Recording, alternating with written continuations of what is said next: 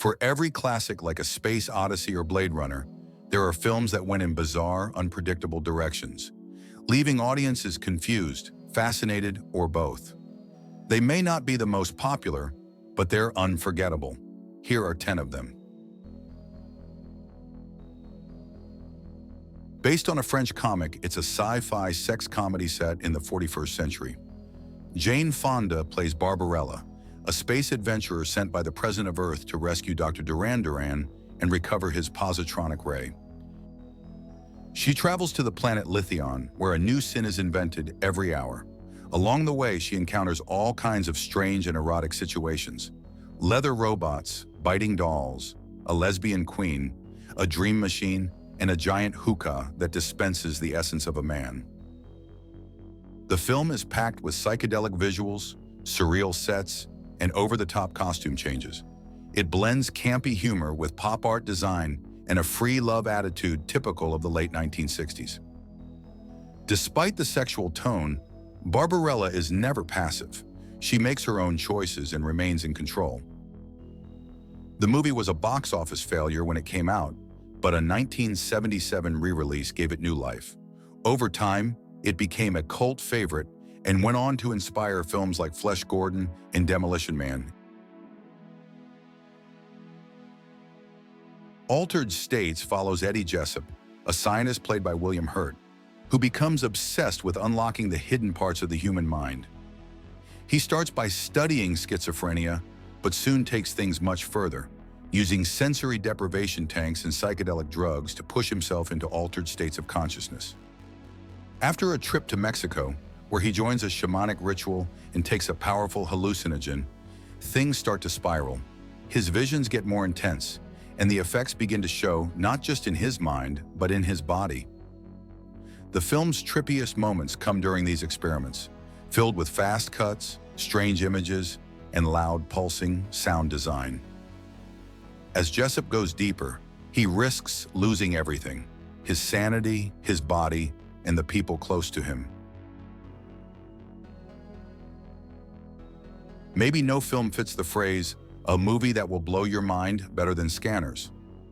Directed by David Cronenberg, this sci-fi thriller is all about strange powers, secret experiments, and growing paranoia. It follows a group of scanners, people with powerful telepathic and telekinetic abilities. One of them, Daryl Revok, violently rebels by making a man's head explode during a public test, then disappears to form a secret group of scanners aiming for control. To stop him, the scientists find Cameron Vale, a scanner who never knew he had these powers. Now he's being trained and sent into a battle he barely understands. Brazil is one of several sci-fi films from the 1980s that echo the atmosphere of George Orwell's 1984. There's no Big Brother figure here, but the story takes place in a highly industrial, deeply bureaucratic, totalitarian state where the government controls all information and limits free speech. The film follows Sam Lowry, a low-level government employee who becomes caught in a web of paranoia after trying to correct a mistake. His attempt to expose injustice leads to his capture and torture. Despite the bleak setting, Terry Gilliam brings in moments of absurd humor. The machines are clunky and unreliable, the characters theatrical and exaggerated. The result is a surreal satire that mixes hopelessness with bursts of dark comedy. The Adventures of Buckaroo Banzai Across the Eighth Dimension follows a scientist, brain surgeon, and rock star, all in one, who with his band the Hong Kong Cavaliers ends up facing an alien invasion. Played by Peter Weller, Buckaroo tests a new invention that lets him drive through solid matter and briefly enter the eighth dimension. That accident reawakens creatures stranded on Earth since 1938. One of them had possessed Dr. Lizardo, played by John Lithgow, who's been in a mental hospital ever since. When Banzai's test succeeds, Lizardo snaps back into action. Soon, aliens threaten to destroy Earth unless Buckaroo stops the rogue invaders. The film mixes brain surgery, rock concerts, lost twin sisters, secret spaceships, and alien diplomacy. And it only gets weirder from there. It bombed at the box office, but with its chaotic energy, wild costume design, An unhinged 1980s sci-fi style, it's definitely worth watching.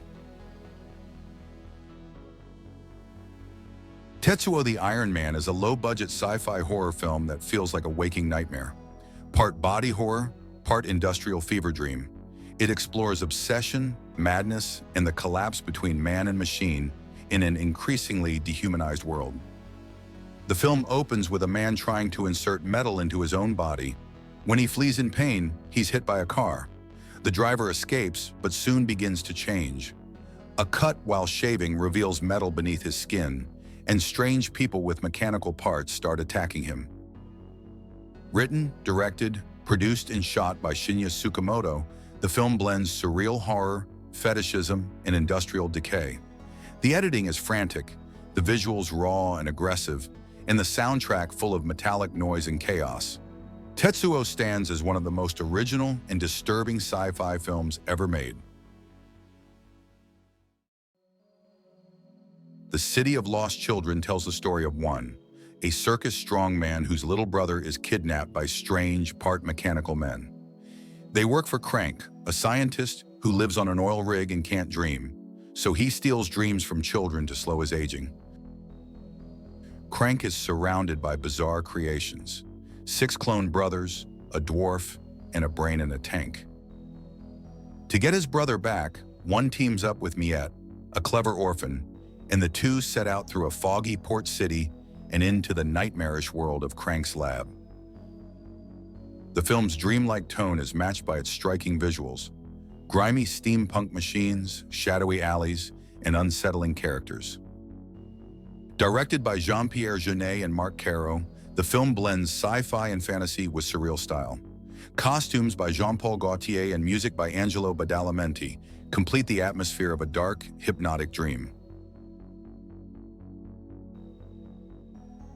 Dark City pushes back against the Hollywood formula from the inside. Directed by Alex Proyas, the film avoids typical American storytelling in favor of something darker, stranger, and more experimental. The story takes place in a city where it's always night.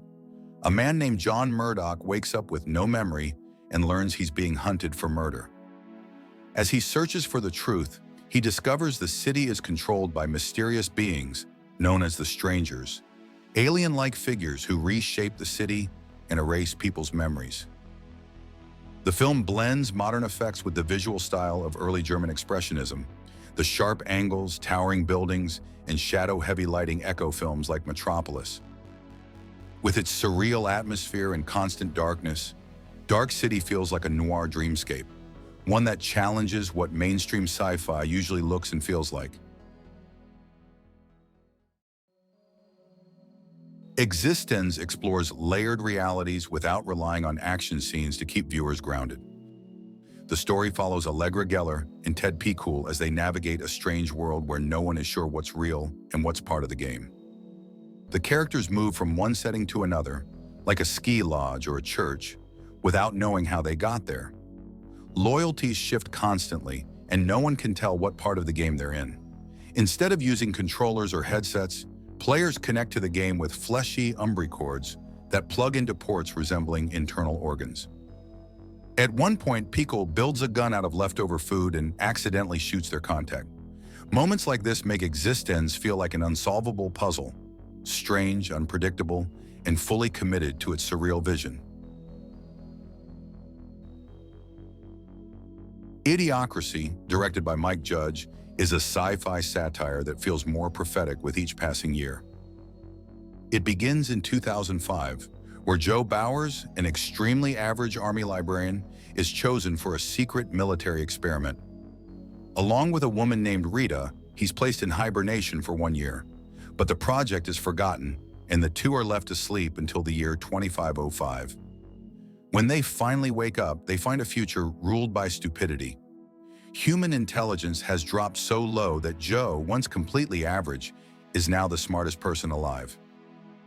He's quickly pulled into a chaotic world full of problems caused by greed, laziness, and incompetence, and asked to help fix them. Idiocracy is full of absurd moments, sharp jokes, and a world that looks uncomfortably familiar. It may be the smartest dumb comedy ever made.